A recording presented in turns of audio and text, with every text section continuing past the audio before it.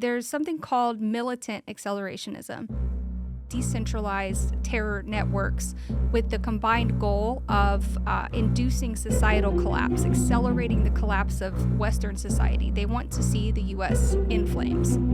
Accelerationism is like a parasite. They're very focused on infiltrating various communities of ideologies and trying to basically hone in on the most vulnerable person and try to provoke that person to violence. The kids don't have to know where to look because they're preyed on, they're found. These guys will actually go to communities where they know there's going to be young and impressionable kids.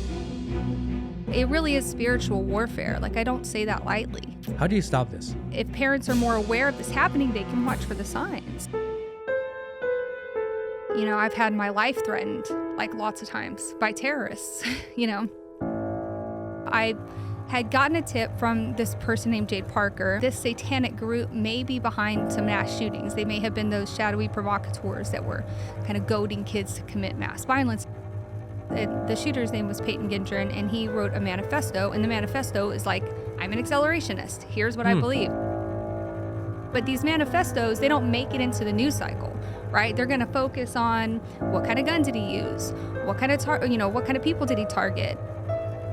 When he was asked, like, what's your purpose? He said, the goal is to spread evil and murder and to basically corrupt the youth. We want to corrupt the youth of America. The biggest advantage to that would just be to destabilize our country. If you go all the way up to the top of the chain, I think that the people who are really masterminding this kind of stuff are foreign adversaries. They're people who want to see the U.S. collapse.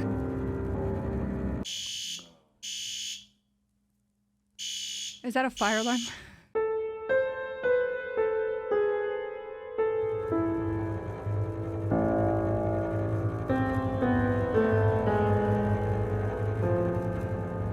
Let's go. Good morning, good afternoon, good evening, wherever in the world you are. Welcome to the Matt Kim podcast. And I have an interesting guest today. And I don't know if that's the right word. Interesting, fascinating, eye-opening, scary. Sometimes people in her world call her the crazy lady. Because this is a topic that needs to be talked about, but for some reason, people shy away from talking about. And I wonder why that is. Maybe it's too real. Maybe it has too much implication of how you live your lives and the involvement you should have in your children's lives. Maybe it is that people who decide what the conversation of the world is, they don't want you talking about it because they don't want you noticing. For whatever reason, when I first found BX on Twitter, BX on X, I just had to know more. Because being a father of a very young child, this type of stuff is, you have to know. So for anyone that's new here or whatever else, BX, welcome to the show. Thank you so much for having me, Matt. It is. So I'm just going to start right away because I kind of want to go in a chronological order because I think going chronologically maybe helps tell the story the best. Yeah. One of the topics that you talk a lot about, and that's kind of the basis for your research, is the idea of accelerationism. So can you at least tell us what accelerationism is?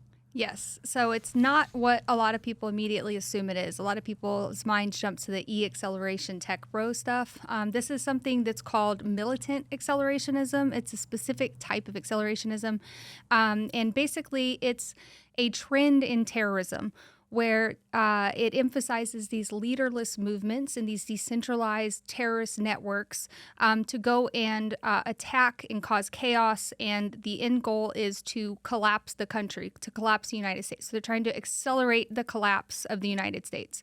And they do this by committing terror attacks, mass shootings, attacks on infrastructure, shooting up power substations, even things like infiltrating crowds and trying to provoke them to violence. Those are all things that accelerationists would condone doing. And so, yeah, it's definitely a really nuanced topic, but it's important to remember that what they rely on is the conflict and the division between the right and the left wing. And, they want to cause infighting. They want to make people fight. So if they can go, to a peaceful protest and provoke people, they're going to do that, right? Because it's going to make people mad. And the whole idea is to just divide our country and cause chaos and, hopefully kind of lead towards this societal collapse fantasy that they have. So that's not one. Is that a specific person? Is that a specific group that is orchestrating it? Or is it just kind of this mind virus type movement that has been created? And how organic is it? Accelerationism is like a parasite. It's a concept. Really, it's a set of strategies and tactics that can be used by anybody, really. It's just mostly been adopted by these leaderless terrorist networks. And so I think that it has spread kind of like a mind virus, right? Because it's really an advanced form of stochastic terrorism, where you think about, in this sense, we mean putting out propaganda and trying to infiltrate various different terrorism communities and trying to provoke those people towards violence. And so what's really happening is you have like a white nationalist network of people, right? They're white nationalists, but maybe they're not hurting anybody. Most of them aren't violent. They're just not white nationalists, right? You have these people who kind of infiltrate these movements, and they basically they're trying to provoke them to violence, and they know it's going to destroy this cell in the process because it's going to turn them into terrorists, right? It's going to, get all the law enforcement pressure on them and everything else. But they're very focused on infiltrating various communities of ideologies and trying to basically hone in on the most vulnerable person and try to provoke that person to violence. So they'll go into these movements and they'll try to find people who they can provoke and incite to go do something that will ultimately benefit accelerationist causes. So for people who aren't aware, and we'll link all of it on in the episode, you have started a docu-series, and I've watched up to part 4. And that's kind of how we got into this conversation because, wow,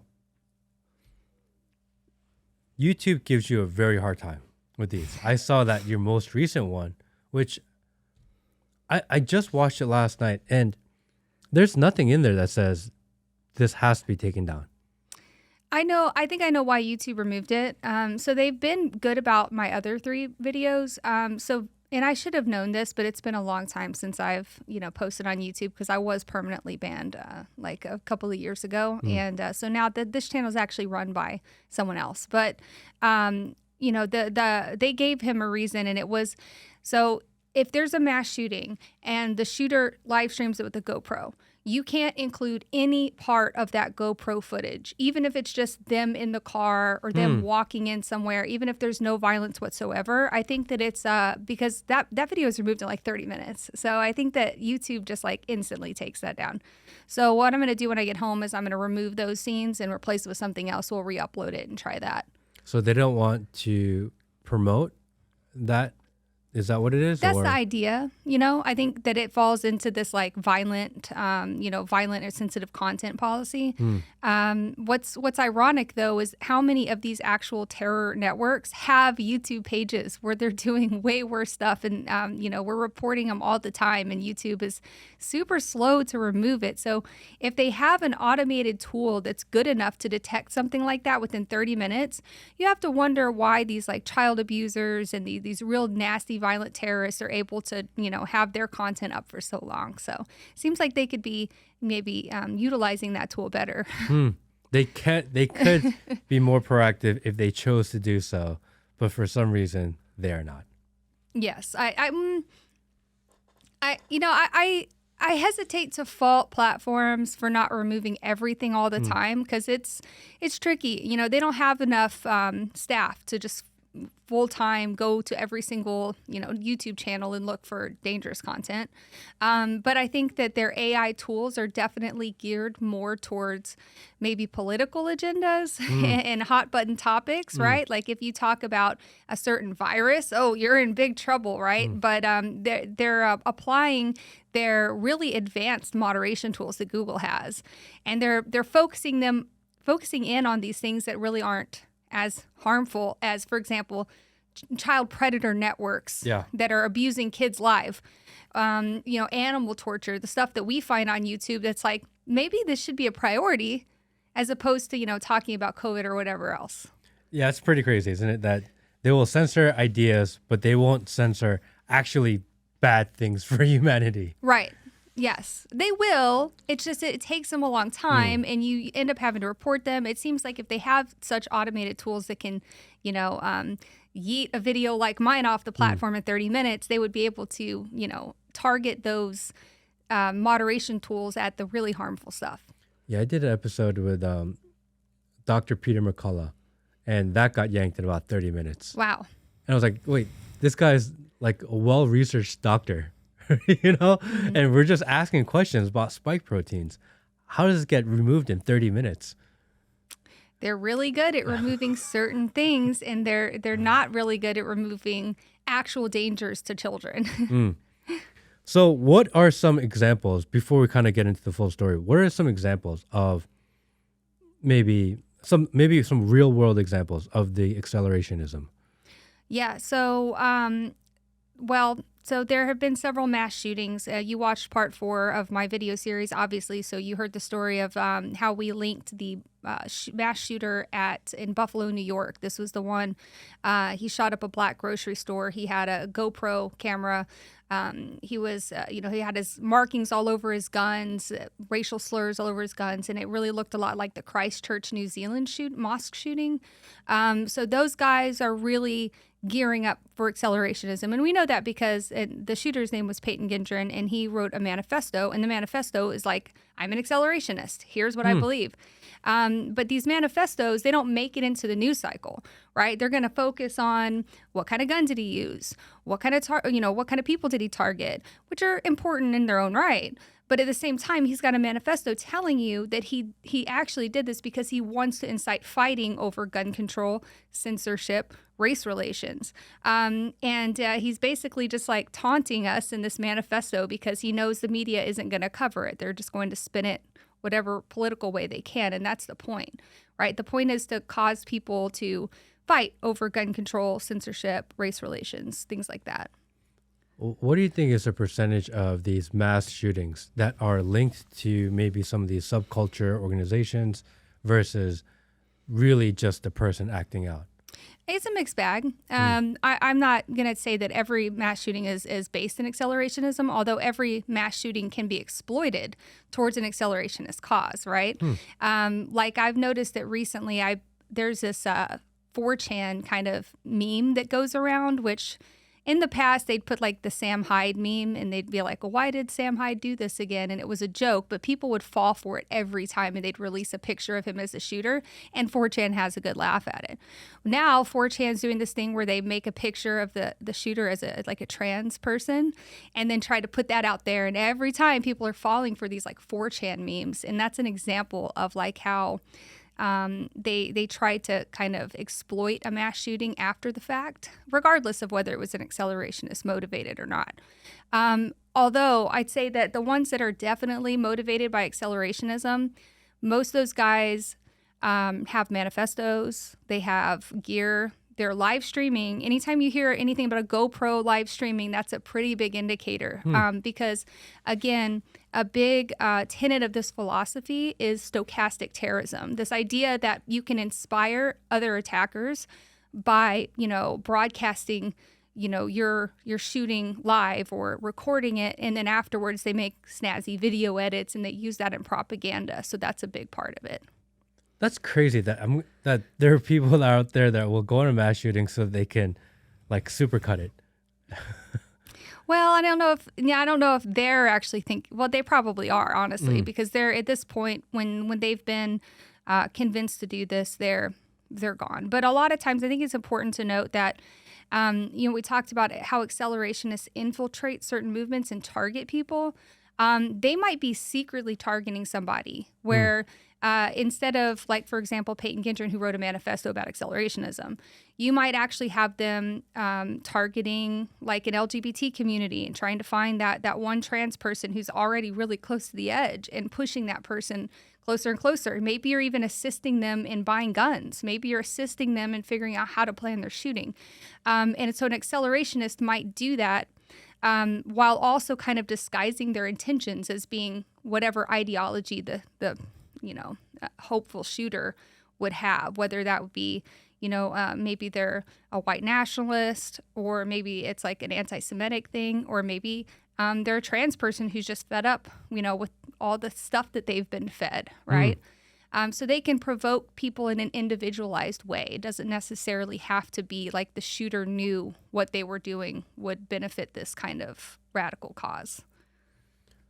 So when you started, what was the first kind of story that got you going? Because this is not your normal career. This is not something that I don't even get paid for this, man. Supporter work. You did not go to school for this. This is not something that I'm going to dedicate my life to. You just kind of became this investigative journalist that pulls on maybe the darkest threads of the internet.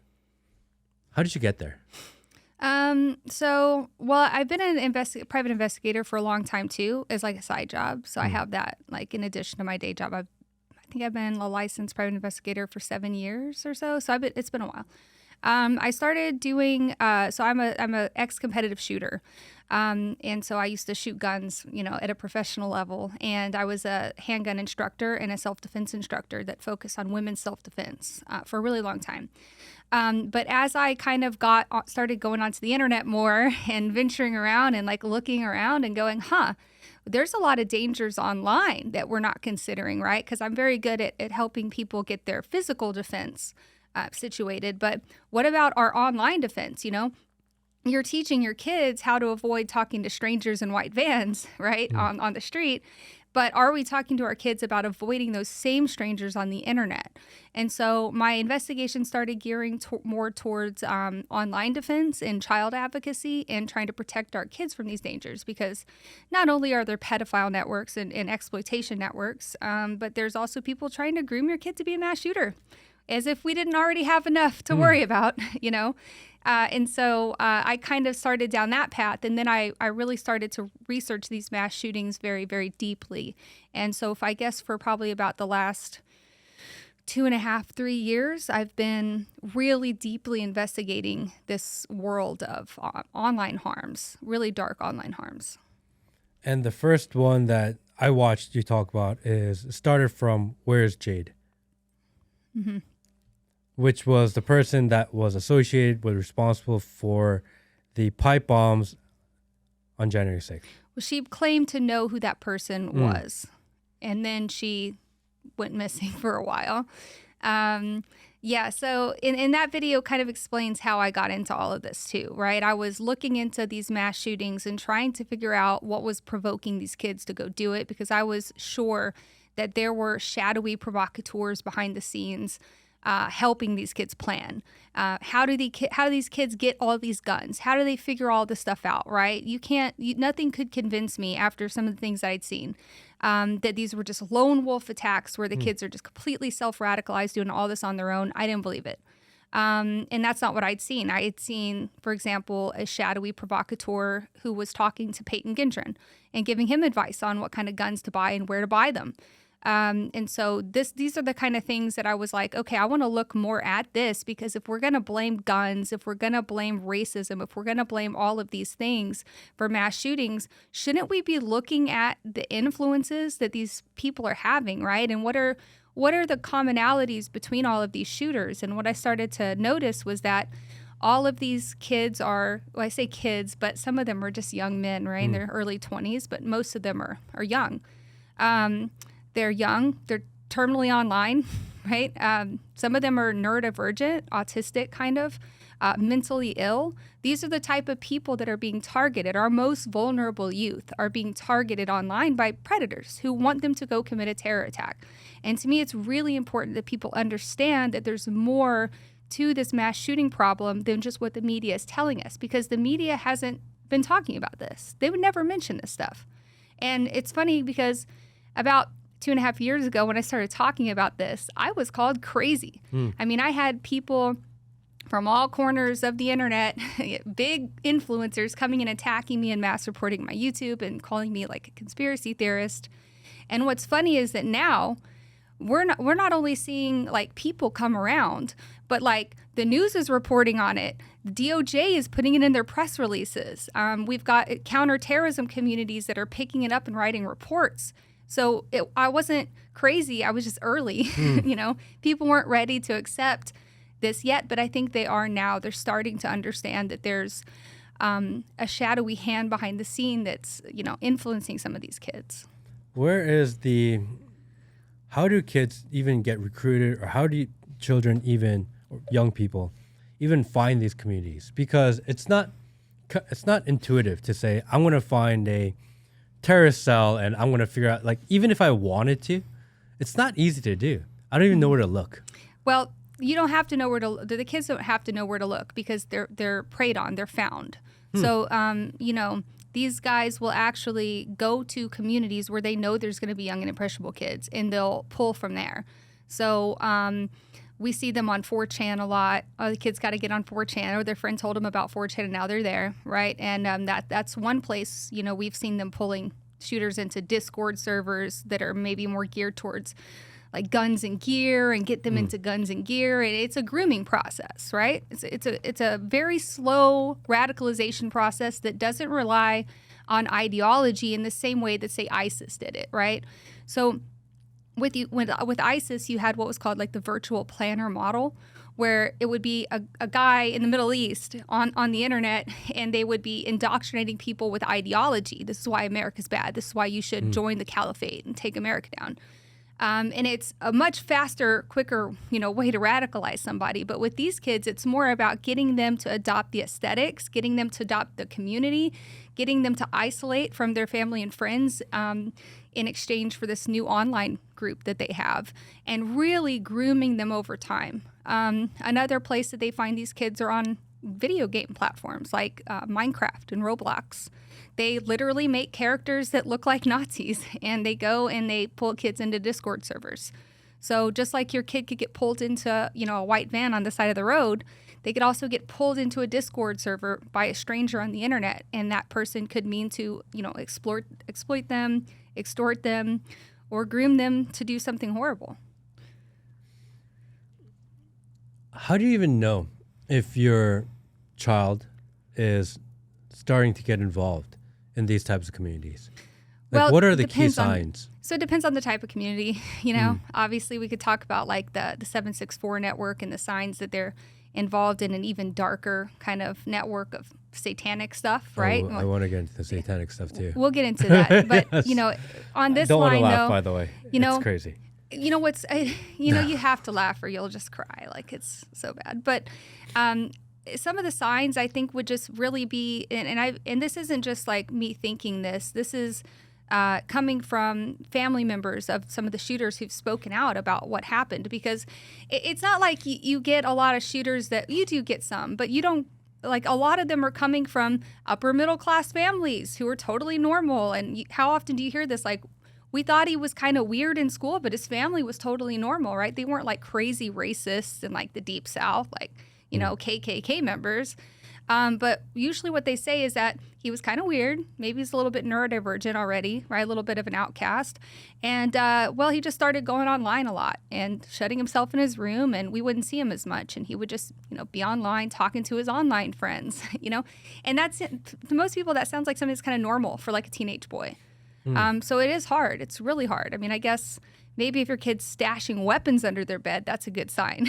But, you know, as far as these guys are really good at teaching these kids how not to get caught, you know. So they're not going to just start talking about racist stuff at the dinner table because they don't want to lose their community. They don't want to get caught by their parents.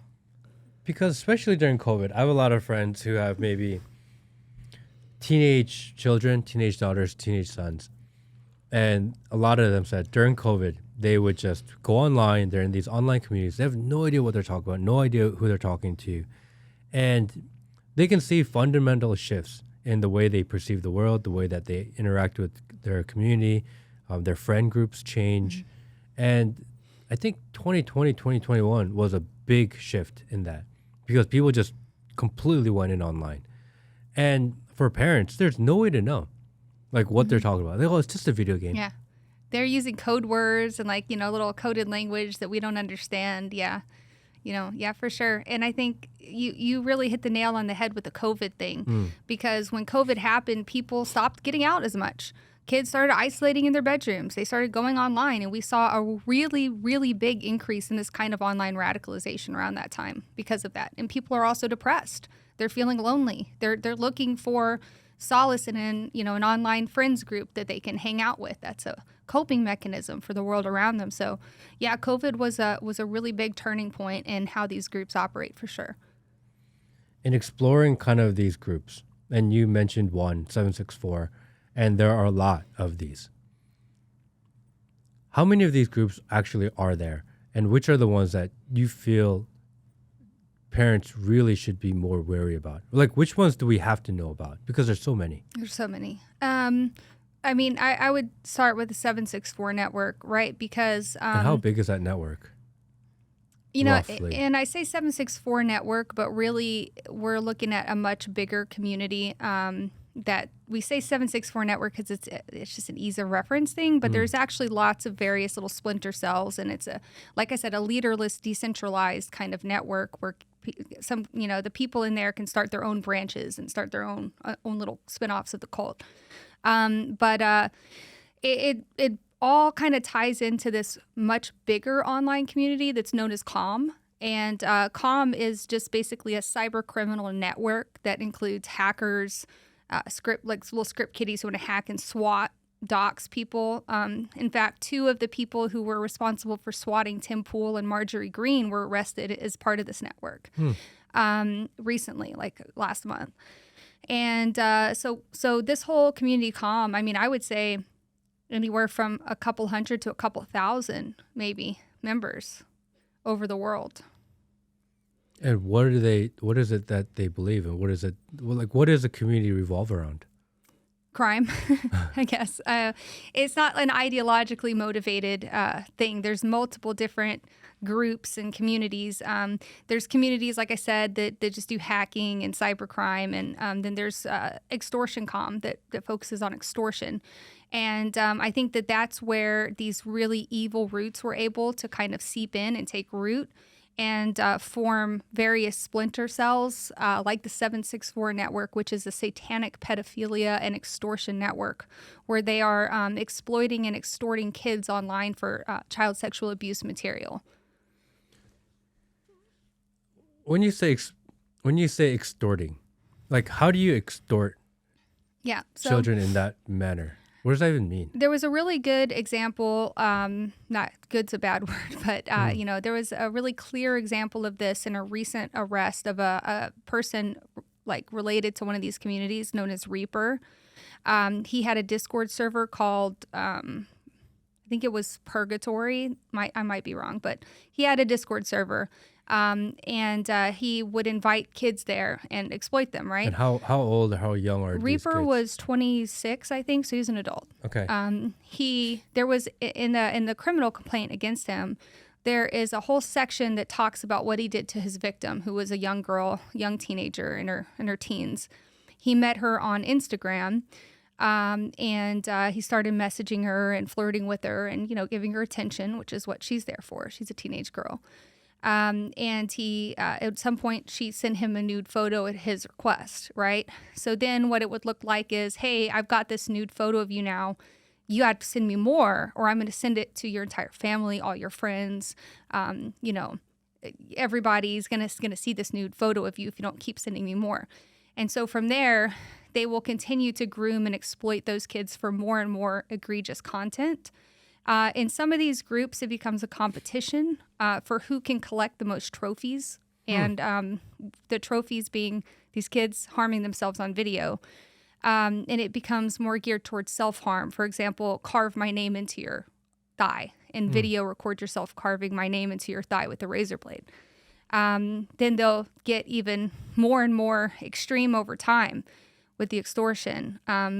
I think that for this girl, he told her if she didn't kill her family's cat on video, that he was going to come to her house and murder her young siblings in front of her. And so you can see how terrorizing this would be for a teenage kid, right? Not only are they threatening to hurt your family, but they're threatening to embarrass you and shame you and, get you in trouble with your community. And so that's how they kind of wield this power. And so the reason that I think this network of predators is more important than a lot of the other ones is because your kid has a risk of becoming a victim or becoming an abuser, right? Because a lot of these, while this guy was older, a lot of the people who are doing the abuse in these rings are younger. They're teenagers themselves doing this to other teenagers. And so it's just a really awful kind of thing that's just been metastasizing lately. But the hardest part of all of this is that you said they are leaderless. Then what is the driving force behind this? Because how do you stop something if there's no leader to stop? That's a good, and this is why it's so prolific and difficult to control. I always try to talk about, when it comes to ISIS, right? They had a lot of cyber operations where they were creating homegrown radical, violent extremists, where they would have Jihad Jane, just a Midwestern housewife who up and joined ISIS, right? For ISIS though, they had an organizational structure that was like a business. So you could attack it. There was a head to cut off there. But when it comes to these kind of leaderless resistance movements, this is a concept that was, an accelerationist concept that was kind of propelled forth by this book by James Mason called Siege, which you might, if you ever see someone saying read Siege, it's this fascist propaganda that talks about leaderless resistance and decentralized networks because they're harder to stop.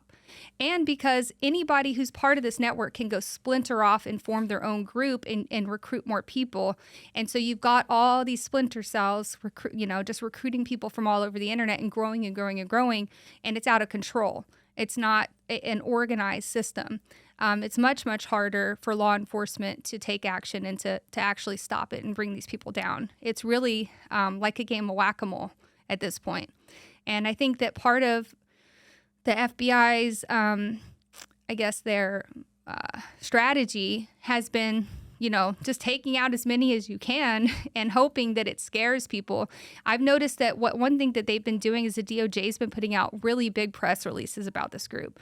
Every time there's an arrest, they're putting it in the news for the DOJ, which they don't do that for all of them. But, they're putting them out there, and there's a lot of articles about it, and there's a lot of chatter within their groups about people are getting arrested, and they're trying to scare them into stopping, I think. Do you think that scares people, or do you think that incentivizes them because it kind of gets them famous? Because it's like the same thing as them going around with GoPros on their head. Mm-hmm. It's like, hey, we made it. We're on the DOJ press release. Do you think it's helpful or hurtful? You got to really get into the mind. And again, I want to emphasize that there are adults in this network. There have been arrests of people as old as 47 who are abusing kids in this network. But I would say most of them are young. And especially when they're juveniles, they really have a sense of no one can stop me because I'm a juvenile kind of thing. No fear. They have no fear and of consequences. And so, we definitely do see a lot of people bragging about, I don't care if I get fed. They call it getting feted. I don't care if I get feted. That's just part of the game. I mean, they're a gang. This is basically a gang. And so, yeah, they're not scared, but at the same time, they don't want to have a bad day. They just don't realize it yet. Give them a couple months in jail, and then they'll probably be singing a different tune. I mean, they're essentially leaderless, decentralized online gangs, digital gangs. Yes. Which it sounds like impossible to catch them. Yeah, and because of their crimes are being committed online. I mean, you think about it, now you have a bunch of people who are collecting CSAM, child sexual abuse material. They're making animal torture videos. Some of the stuff's making its way to the dark web. At times, they have even successfully convinced kids to commit suicide on video for them. And then those videos, in addition to being their trophies, because that's my victim, I extorted that person into doing it, but those videos are also making their way onto live leaks into the dark web, where it becomes even more just sinister and prolific. How far deep have you been able to infiltrate? how far deep have you seen within kind of the network? What do you mean? Like how far? Into kind of the communities or the chats or whatever else. I mean, what have you actually physically seen? Basically a disorganized chat room of people goading each other on, bragging about who can extort people the best. And they're also extorting each other. So the members of this gang or whatever, the criminals will be extorting each other and swatting each other and trying to, get the FBI called on each other. It's just really crazy. It's like the mouse utopia, right? Where you've got just this like huge, like centralized cluster of rats in a cage, and they're just eating each other, cannibalizing each other, and it's just getting worse and worse and worse. I see it getting worse and worse, but there have been a lot of high-profile arrests lately, starting with the Kyle Spitz arrest back in January. So kind of hoping that maybe the law enforcement pressure will keep it under control.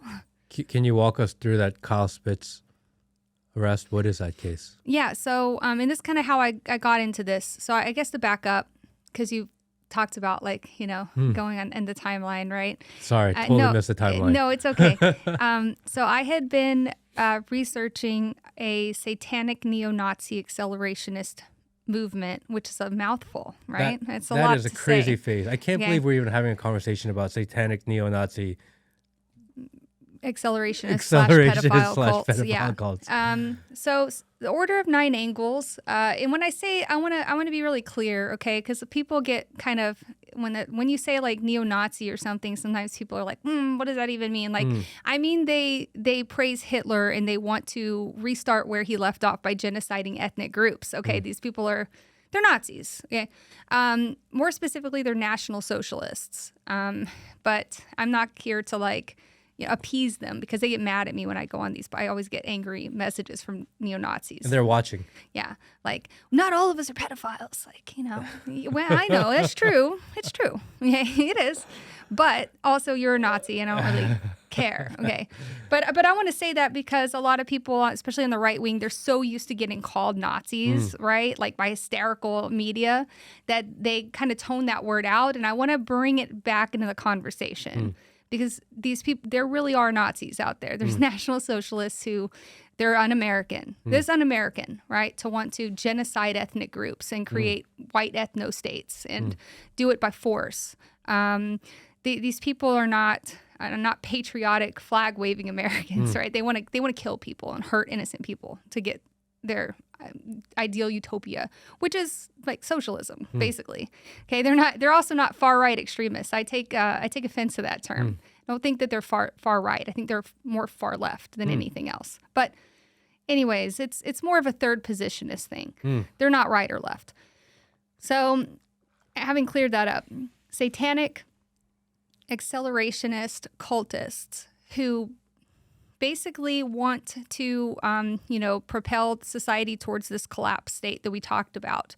I had gotten a tip from this person named Jade Parker that this satanic group may be behind some mass shootings. They may have been those shadowy provocateurs that were kind of goading kids to commit mass violence. And that's where I started to spend most of my time researching and looking into it.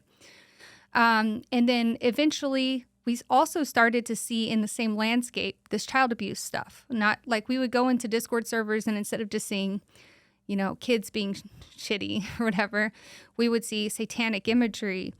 We would see child abuse material, animal abuse material, awful, awful stuff. In game servers. Discord servers, not always game servers, but, we were...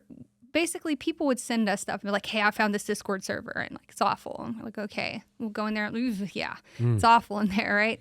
But we started to see a pickup in this really jarring and traumatic kind of content being shared, right? Really jarring content. And so then in September of 2023, the FBI released a press release for the first time about 764 and their related groups. They go by lots of names, 764, Harm Nation, Leak Society, and then there's all of these numbers, 6996 and various splinter factions. And the FBI started warning about these satanic accelerationist networks that were abusing and extorting kids. And that's when there was an article that came out that linked it to Order of Nine Angles, the same satanic cult.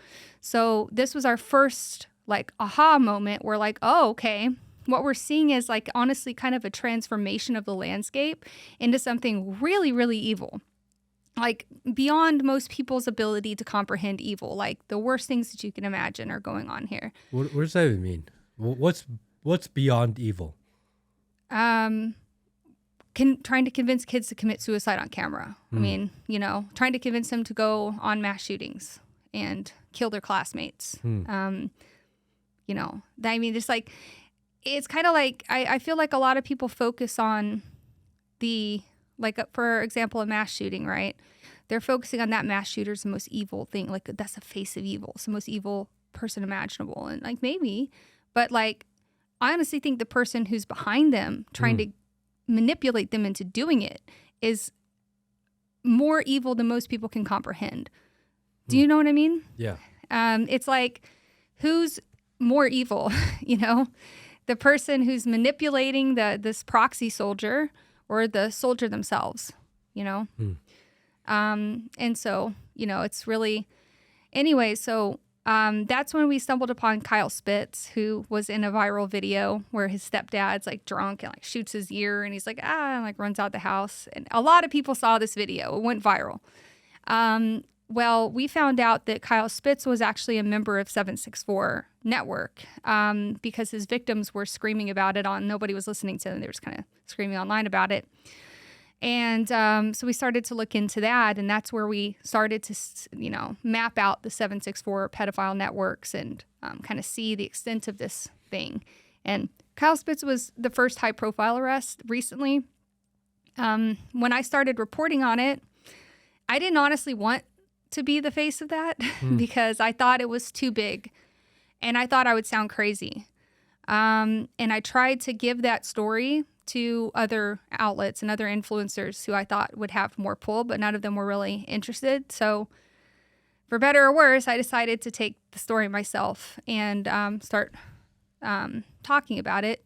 And then I kind of just accidentally became the face of reporting on this massive child exploitation extortion network that's also definitely tied into some mass shootings, and even some really recent stabbing attacks have been associated and linked to this group. So it got a lot bigger than I was prepared for it to as a normie. I'm kind of a nobody. Like I'm not like a seasoned journalist or like a big influencer. I don't have a huge audience. I'm just a mom who's like went online one day and started looking behind curtains and finding all this evil stuff and talking about it. And so sometimes it kind of feels like I'm in like a big room just screaming at to nobody, and then trying to get people to listen, and then people occasionally walk by, and sometimes they'll listen, and sometimes just be like, that person's crazy. So I guess it's been kind of hard being the public face of this. Definitely not something I saw myself doing this year. I mean, you are definitely brave and courageous because I can't even imagine, because you've seen a lot of it, you understand a lot of it, you've communicated with some of it, and you've heard the stories of victims, of provocateurs. It's a lot to deal with. You say the word satanic a lot. Satanic cults. What is the role of Satanism in these organizations, and is there a push or is there any sort of responsibility to maybe even the Satanic Church? The Church of Satan official Twitter page came after me when I started talking about this stuff, which was also weird. I didn't have that on my bingo card. No. I was like, this is actually the Church of Satan official Twitter page, like quote tweeting me. Yeah. Like, don't associate these people with Satanists. I'm like, they call themselves Satanists and they worship Satan. And they say that they're doing all of this as a ritualist, it's a ritual for them, initiation rites. And they're like, painting satanic imagery and blood and summoning demons and stuff. Okay, like they're Satanists. That's what they are. I'm sorry that that's inconvenient to the more progressive and modest Satanists, which Church of Satan is and it always has been an attempt to kind of, almost like destigmatize Satanism in the eyes of the public. They're very politically correct and mild. I did not see that coming, by the way. I did not see the political correctness of Satanism being a thing. They're very politically correct. And so when you try to associate these guys who are terrorists, I mean, they're pedophiles, they're terrorists, they don't want to be associated with that. In fact, as I've been doing this work, so you've got the 764 network, which is just the worst thing you can imagine. I'm telling you, it's traumatic stuff to even research, right? And then you've got these, the Satanists, this neo-Nazi Order of Nine Angles group and stuff. And some of those guys are definitely overlapping with the 764 network. But some of them aren't. And some of them don't even want to be like linked to that at all. Like even the terrorists, some of them don't want anything to do with 764. It's too much. So there is a moral hierarchy amongst the most evil people in the world. There really is. That's crazy maybe too. Even just publicly, they don't want to be associated with child abuse. And it's kind of a funny backstory, but, going back to Order of Nine Angles, this cult was started in the 70s and 80s, allegedly by a guy named David Myatt, who's a National Socialist in the UK, who actually was affiliated with Column 88 and a bunch of other neo-Nazi movements in the UK at that time. And so there's a book called Global Death Cult about this by William Ramsey. It's really good. Just check it out. And the theory that he lays out kind of says that David Myatt was a National Socialist who would realize that political action wasn't getting the results he wanted, and he felt like his cause was hopeless. And so what he did was he started a satanic cult and indoctrinated people with this Lovecraftian type of apocalyptic death cult ideology to believe that they were like foot soldiers in their goal was to infiltrate organizations and kind of try to push them towards National Socialist causes. It was an infiltration attempt, like a entryism kind of thing. And but at the same time, it felt like David Myatt was trying to indoctrinate people into this cult belief system that he thought would lead them to go and, promote National Socialism for the benefit of him and his causes, but under the guise of this cult, kind of. So I feel like David Myatt never even really believed in the satanic stuff that he created because, again, the cult ideology itself is not necessarily rooted in traditional Satanism at all. It's like they believe that they're creating a super imperium of Aryan, basically super soldiers who during the next eonic shift of the world, it'll be in chaos and they'll step in and rule with their galactic super imperium that'll eventually take them to other galaxies and they'll like rule other galaxies. I mean, so it's very, it's like an 80s cult, right? So that's kind of how it started. You can see that it was very, like their ideology is a sign of the times for UFO cults and stuff too. But it's also like, I guess, Aryan supremacy geared, which is weird. So now you have this kind of cult that was really geared towards doing bad things and evil things and sinister left-hand path rituals and stuff, right? It's very complex. But over time, it became more and more and more and more and more evil. And so now that the child abuse stuff started to get involved, David Myatt himself kind of retracted everything and almost tried to back out of it and say, never mind, I changed my mind. I don't want anything to do with what I created and what it became. And he tried to put out a lot of stuff condemning child abuse and condemning terrorism. But to me, it just seems like he's full of regret for what he started and doesn't want to be associated with it anymore because it became too evil for this apocalyptic death cult leader. And so now, I think that the cult that he started has completely spun out of control. For one thing, it merged with modern accelerationist movements. Like there was one called Atomwaffen Division, which was an accelerationist terrorist group. That one kind of merged with Order of Nine Angles ideology and became one of our first real satanic neo-Nazi terror groups in the U.S. that was, like dangerous. And from there, that splintered off into a whole bunch of different communities and groups. And now it's just metastasized. It's like if you look at a cancer that started in your stomach, now it's spread through the lymph nodes and it's just everywhere. So that's kind of the idea. That's how I see the modern landscape of terrorism. And now if you go to some of these Telegram channels that are white supremacy, Aryan supremacy stuff that would maybe in the past they would have been focused on, KKK type of stuff, right? But now you almost can't go to any of those channels without finding the satanic elements present in some way. So they've been very good at infiltrating these groups and spreading Satanism all throughout the landscape. So now we've got this, it's almost impossible to separate normal terrorism, I guess, from the satanic variety. It's just all combined and coalesced now. Because it feels like we are in this global war of good versus evil. And what you're saying is that on the side of evil, the Satanists have infiltrated and are accelerating the acceleration of their movement. Is that a good... Yeah. Yeah, a lot of these people, and it makes sense psychologically, right? You put yourself in the position of a bored white kid online, bored, teenager online who's on 4chan and finds these, white supremacy networks or, whatever, neo-fascist networks. And they're edgy. They like edgy stuff. Ooh, Satanism, that's cool. Okay, I like that, So it's a very edgy subculture. Even the ones that aren't satanic worship mass shooters. They worship them like saints. They saw that in my part 4 video where they talks about the people who were arrested from the Terrorgram network who were basically, if you read that indictment, that's crazy how they were basically like, I found this kid online who's 18-year-old. He seems pretty impressionable. I'm going to go indoctrinate him. And then watching them go and just like hound this person with like, you're going to be a martyr, you're going to be a saint, you have to go kill black people or whatever, attack a mosque or whatever it may be.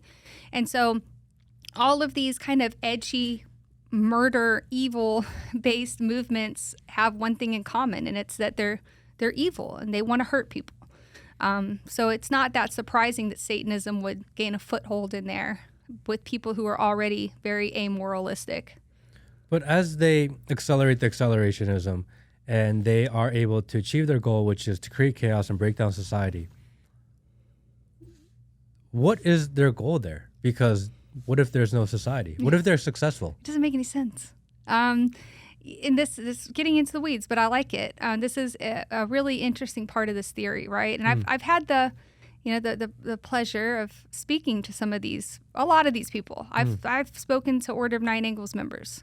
Really? I've spoken to people who were accelerationist neo-Nazis who got out of it, and they're still kind of weird, but they're helping me out by kind of giving me an inside look at what it looked like. And what's interesting is that none of them can really elucidate what happens after the collapse. So for Order of Nine Angles, the theory is that once society collapses, it's like almost an apocalyptica kind of thing where a new phase of evil will emerge and, chaos, post-apocalyptic chaos will reign. So they're a little bit different because they do have an idea.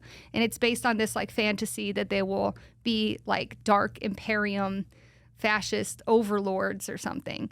But for a lot of the other kind of accelerationist collapses, they seem to think that their cell will gain a fascist foothold over the U.S. When I say fascist, I mean like they want to take over the government and enforce, tyrannical craziness, not like, that's another word I'm using very specifically here. But also a lot of times they're like, well, our cell's going to come in and we're going to deport every person who's not 100% Aryan and we're going to put them in camps and then ship them off. And it's like, what's your plan for that? We don't have to have a plan. It's a collapse. We can do whatever we want. And so it doesn't really make a lot of sense. Like when you try to start, they're not thinking logistics. When you start poking them at like what happens next, and then sometimes you could even kind of see their humanity peek out at times. Because like I had one neo-Nazi who I was talking to, and I was like, so what do you do with the kids, right? Okay, what about the babies? What are you gonna do You gonna just kill them?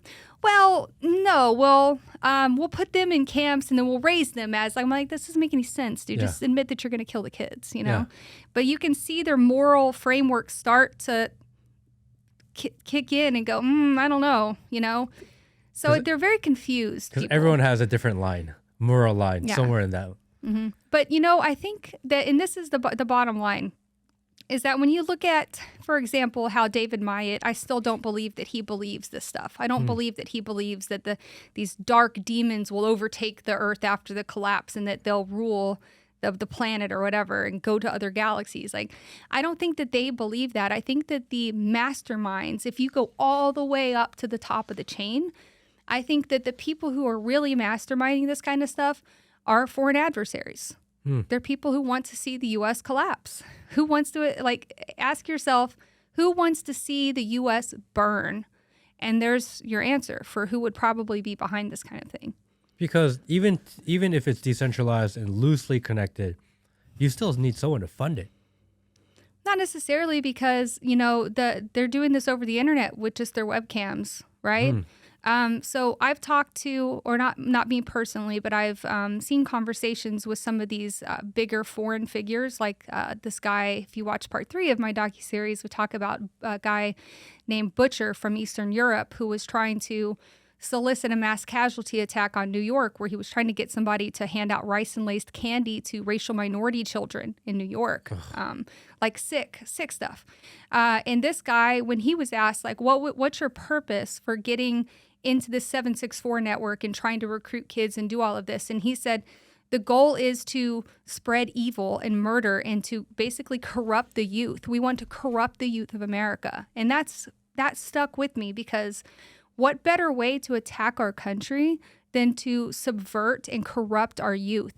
One thing that I think doesn't get talked about enough is this cycle of trauma. So even the victims of these networks are much more likely to become abusers themselves, right? Sometimes they're extorted into abusing other kids. Sometimes they just feel like they like it because they're getting validated, but they're also victims themselves. And so not only do we have victims, but we have abusers, and we have these dark forces basically just trying to hurt our kids and, instill them with evil and corruption. It's pretty sick. I mean, in the Bible, they talk about the period of tribulation before the second coming of Jesus. And they call that 7 years. That's where Christians will be persecuted. It's where chaos will erupt in the world. Do you think on the same side, they're trying to get into that period faster? Because I think both sides agree that this period will exist. It's a matter of what happens afterwards. That's the divide, right? Between the light side and the dark side. But are they trying to get into this period of complete chaos faster? Do you think it is spiritually and religious motive? Yeah, absolutely. I do. I think that for some people it is a spiritual motive, especially these people who are really in dark, really do believe this Order of Nine Angles kind of ideology that after the collapse that evil will reign and they're going to be the leaders of this evil movement. So yeah, I mean, I do think it is, it really is spiritual warfare. Like, I don't say that lightly. We're dealing with people whose main goal is to corrupt and traumatize our kids. And there's a lot of benefits to that, but I think that ultimately the biggest advantage to that would just be to destabilize our country. It's a good way to destabilize our country, right? But as people become aware of this, as the government starts getting involved, as DOJ starts getting involved, you would think that there's some sort of crackdown. You would hope that there is. On the flip side of that, we are getting into an age of AI, artificial intelligence. We will be in a place in maybe 5 years where online you can't tell the difference between a human and artificial intelligence. Yeah. Meaning that these people are going to be able to take these ideas and amplify it by 1,000,000x. Yep. And the people that are pushing these ideas, you're never going to catch them because everyone's a bot. And you can't distinguish between human and artificial intelligence. Yeah. Where does that lead? How do you stop this? Well, I mean, I think that there's already a lot of AI bots out there that are maybe pushing kids into these places. that might be a little bit more of a conspiracy theory for now, but I do believe that those already exist. And I've been told by credible sources that they do exist already, bots that try to radicalize our kids. I think that and so this is where I talk about resilience, right? So yes, we could keep trying to cut the head off of this Hydra. And we should. We have to keep pressure on it, right? And we have to keep making an example out of these people who think they can groom our kids to commit terror acts. And they think they can get away with it because they're not the ones that are actually pulling the trigger. We need to keep making examples out of those people, for sure. However, I want to talk about resilience and community resilience and taking care of our kids and teaching our kids. And, if we can get more parents to listen and to be aware of the dangers that their kids face, and we can talk to our kids about it, just like we talk to our kids about stranger danger, right?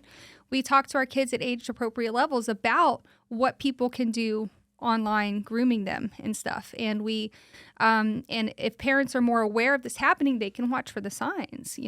We can protect our kids.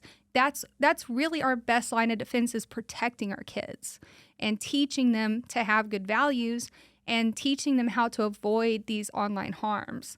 To me, that's what's being overlooked, because at the DOJ, FBI level, they're already all over this. Like, they're already making arrests. I think there's been over 30 arrests already related to this network. So they're doing it. They're doing their job, but their job isn't to teach you how to protect your kids. And I think that our government maybe should even consider putting out PSAs. I mean, how much would that really cost? Like, how many resources would that really take to warn people about, these harms and talk about them? And I think what's especially been difficult for me, like the hardest part of all of this, is seeing all of this stuff and having people think I'm crazy because I think that in a lot of ways they could even see the proof of it and still bury their head in the sand because it's horrible. They don't want to believe it. They'd rather just pretend that didn't exist or pretend that would never happen to them or their family. But, it could happen. And so I've never really been the right face for this, like I'm not, I don't know if I've really been effective or whatever. But I've really just been continuing to be loud and try to get people's attention and get parents to understand that they're the number one line of defense, and that we can gather together as a nation, right, left, it doesn't matter, to protect our kids from these people who want to harm them. I think it's completely bipartisan issue that we should all agree on. Yeah, there are a couple issues throughout the country that I feel like shouldn't matter which side, that should be bipartisan, shouldn't matter which side you're on. Things like health and the poisoning of the population via food and pharmaceuticals. This is something that everyone should be thinking about, talking about, and be very aware of. The weaponization and the recruiting of children via online methods and the radicalization of them by these shady groups that we don't even know who they are, but it's definitely happening. This is something that all parents, all citizens should be very aware of. These are some issues that everyone has to be a part of. But yet, these are issues that don't seem to hit mainstream. These are issues that are not overly popular. What do you think that is? Well, I mean, for one thing, you can't say mass shooting or pedophilia or child exploitation on platforms like X without getting throttled. And I've had a big problem with that because, how people always putting the asterisks in there. They're like, it's a mass SH blank blank TING because they're afraid they don't want to disturb the algorithm. Well, that's an unfortunate mechanism that still exists on X that they should really reform, because advocates have a really hard time getting a message out. I mean, how do I talk about child exploitation and pedophilia networks and advocate for parents to be more involved and understand the dangers when the algorithm just sees those keywords and suppresses me? So I've dealt with that a whole lot. I've dealt with YouTube removing videos because, of the content is too disturbing. And then I think that a lot of people are afraid to kind of put this on their platforms for that reason. They're scared that they're going to get throttled. It's almost like they're scared to even, retweet me or something because they might get throttled. And I understand. because I have those problems too. So I think that's one problem is online suppression makes it really hard to get this message out.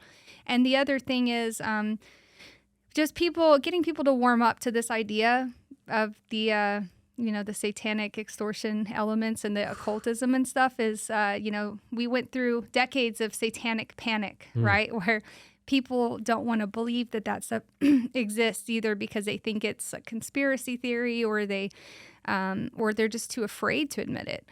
But I think that we're coming to a point where there's enough heat, enough arrests, enough news, coming out that people are going to start seeing it eventually. So again, I always say this, right? But we're not wrong. We're early.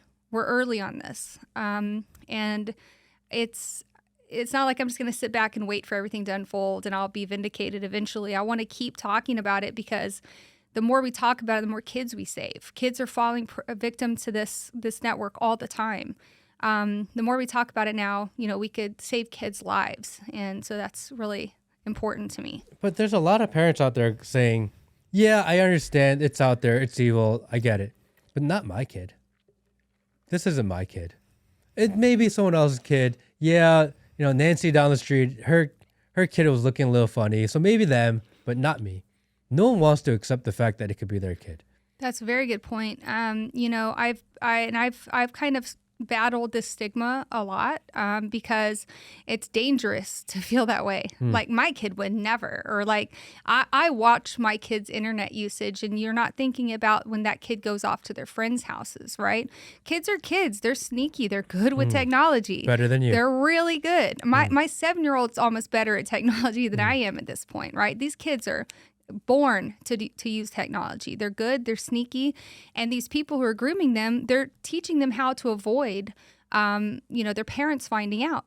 And so one thing that I've found is that I've had a lot of parents reach out to me, which is really powerful stuff, because the parents who reach out to me are very frequently just normal parents who have other kids and normal lives. And they had a moody teenager that was, depressed and in their room a lot. And they didn't have any idea that they were being preyed on by these people until it was too late. And so I think it's dangerous to bury your head in the sand and say, my kid would never do that. It's really easy to do that and then end up being a victim. And I don't want to see anybody do that. It's much better to just keep this in the back of your mind and figure out maybe a way to talk to your kid about it and figure out better strategies for intervening if you do feel like your kid might be talking to people online without your permission or without your knowledge. And two of the platforms you've mentioned about the way to communicate is Discord and Telegram. And Discord, for people who don't know, it is more of a community server, a lot of different pages, a lot of different channels, where Telegram is more just a community of people that are in a shared channel. Telegram tends to be more uncensored, and Discord, they say that it is much more censored, although I don't know how true that is.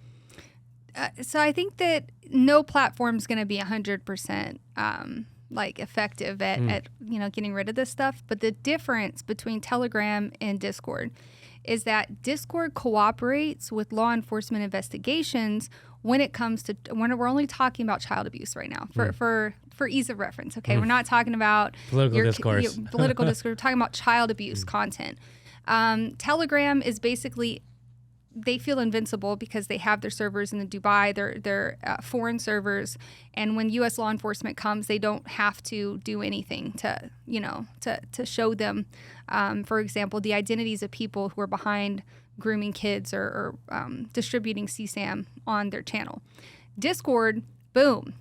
If you're doing something on Discord and you get caught, they're going to roll that over to the authorities, which is a good thing when it comes to child exploitation, because especially for Discord, I think that negative press really drove this because a few years ago even, Discord was a mess.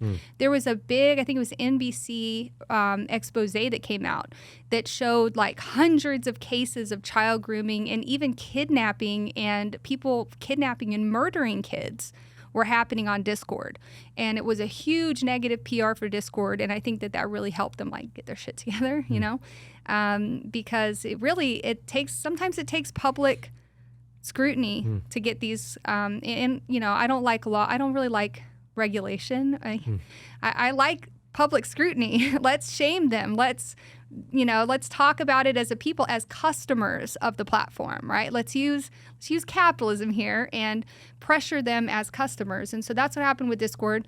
They now cooperate really well, but I've actually personally worked on a case of a missing girl who was groomed on Discord and convinced to run away from her home, and her name was Alicia Navarro.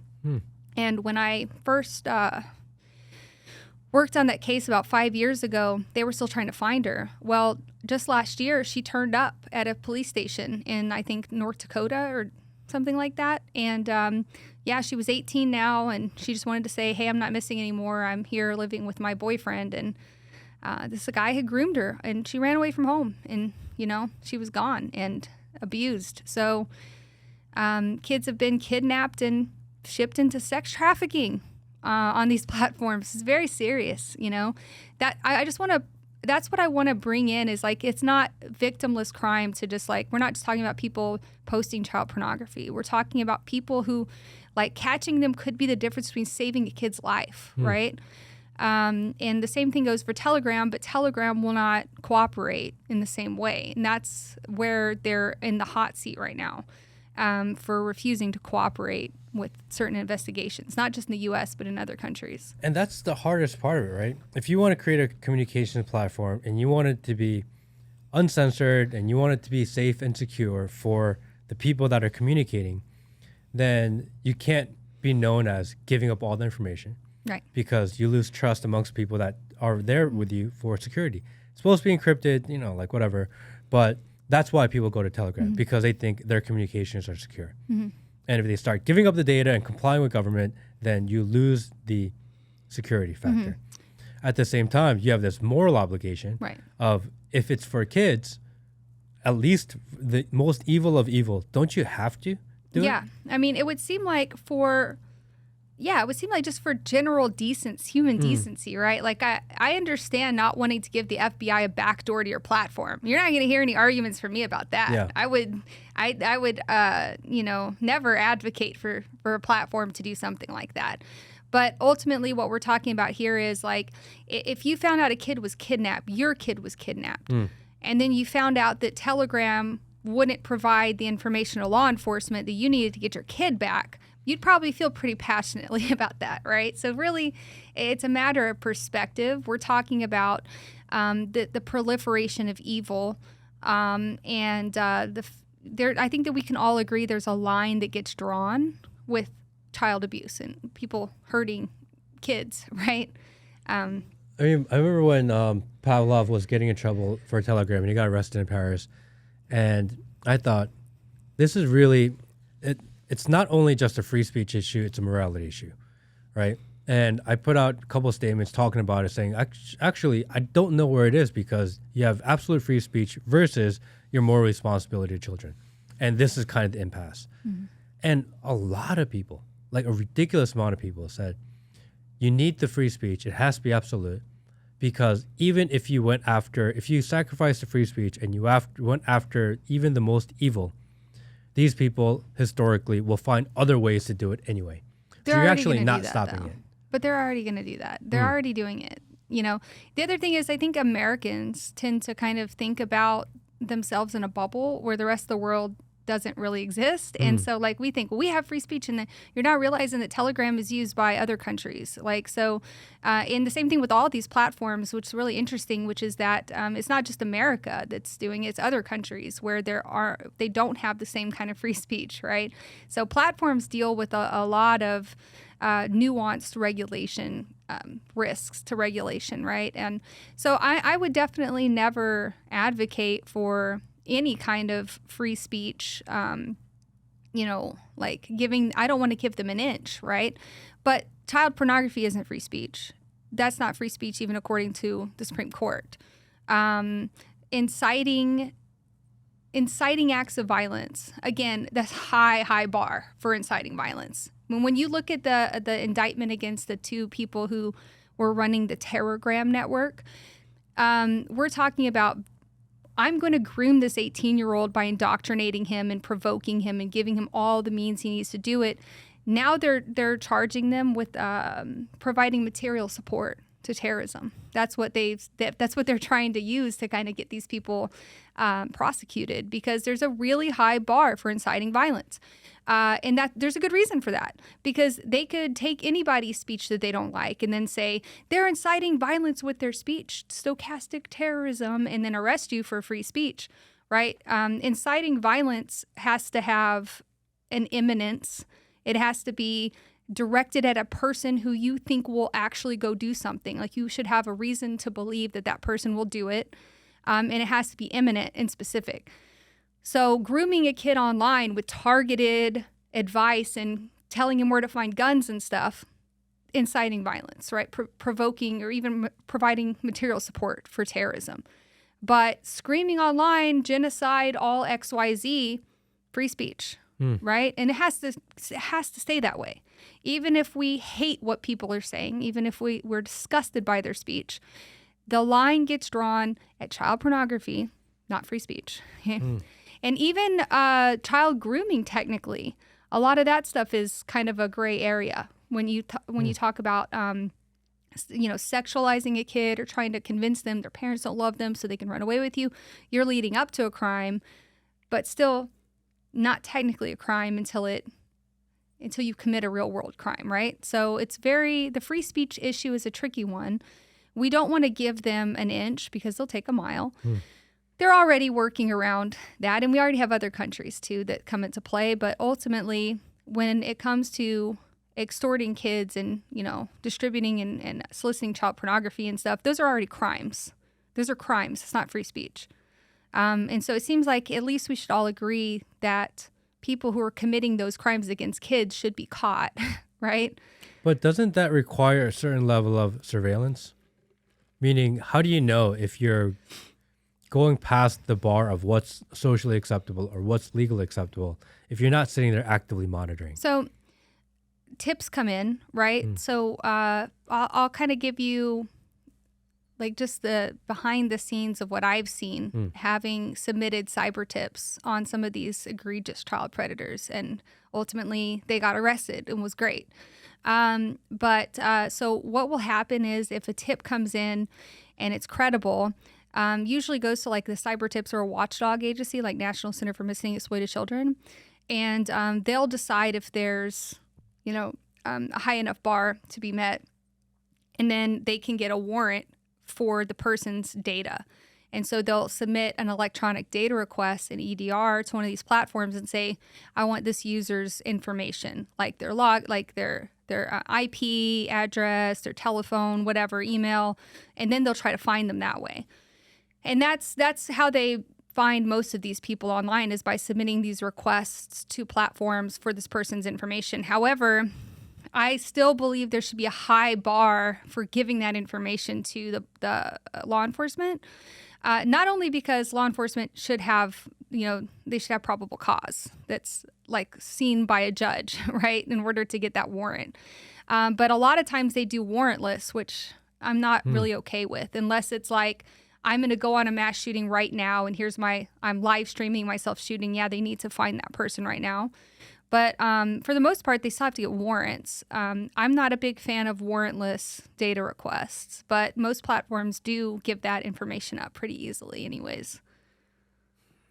I read recently that X complies with something like 98% of government requests, which is not what I thought. Well, which is double what they did under the previous regime. So when we talked about CALM, this community of cyber criminals and hackers and stuff, one way that they're getting information on people on how to SWAT them, right? Like, I want to SWAT this person here, and I'm going to try to figure out where they live first, right? These hackers have figured out ways to spoof government emails and get these EDR requests sent into Twitter. And Twitter's been handing over, or X, whatever, has been handing over your data to criminals who then use it to SWAT you. And so it's actually really there's a really good article by a guy named Krebs on security who did a big thing about this, saying that they're spoofing government emails to get Twitter to hand you the person's data, and then yeah, you can go and SWAT that person or extort them or ride by their house and shoot up their house for all you know. This is a cyber criminal network. And the double-edged sword here is that they have these systems in place to prevent mass violence and shooting and stuff. And most platforms will just hand it over if they see a viable email from a government agency. And there's really no way for them to tell that they're spoofed. So it's a mess. I mean, I've been thinking about this a lot lately. As everything goes more digital, every interaction is online. We don't know if we're dealing with a human or AI or a bot or whatever it is. Within 5 years, we will not be able to distinguish at all. And then it runs into this problem. Well, okay, we're going to need something called proof of human. Yeah. How do we know that the person we're interacting with, or the person that's emailing me, or the person I'm talking to, even on the phone or a video call, is a human? Mm-hmm. And then now we got to start marking humans. I mean, I don't know if you followed me long enough to see all the people who claim I'm AI constantly. Like, you have an AI generated PFP. Oh, all your videos are AI. I'm like, you could just watch me talk on a podcast. Yeah. Like, we're not that advanced yet. She is very real. She's right I'm here. not AI. Here I am. So yeah, it became an inside joke with my community because of how many times I've been accused of being AI. But yeah, it's funny because we always think of like, oh, there's going to be a point where we can't tell anymore. I'd argue we're already past that point. If we're already questioning our fellow man, like, if we're questioning, is this a bot or not? It's past the point now. We've reached the point where we're confused. We don't know how to distinguish. Now, on a more technical scale, we could still distinguish, right? But between me and you, we don't know if the person we're arguing with online is a bot or not. I'm sure both of us have probably argued with a bot more than once and not even realize it. Probably feel really dumb afterwards. I know. Well, that's what I always ask myself, like, is this real? Is this real, or could this be a bot interaction, You said community. How big of a community is kind of rallying behind you? What's the movement been like? And what's that process been like, becoming the figurehead of anti-Satanist, accelerationist, neo-Nazism?